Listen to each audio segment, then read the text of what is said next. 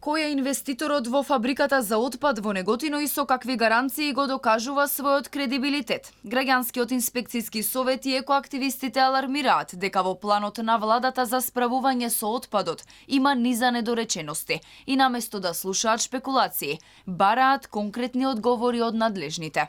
Од владата засега не изнесуваат детали за тоа кој стои зад неготинската фирма Zoka Energy Solution, која ќе го реализира стратешкиот инвестициски проект. Се знае само дека компанија од Луксембург нуди 336 милиони евра да согорува отпад. Граѓанските активисти бараат македонската јавност да ги дознае сите детали од планираната стратешка инвестиција. Не сакаме да останат отворени прашања, недоречености за да има шпекулации, значи тоа е во однос на добробит и на нас граѓаните, но и на власта која сака да го спроведе овој проект. Значи точното го бараме точното име на странскиот инвеститор.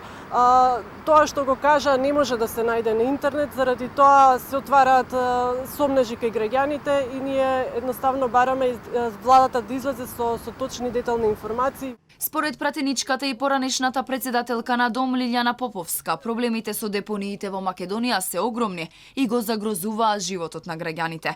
Тие го поздравуваат планот за овој проект, но бараат од владата да биде транспарентна.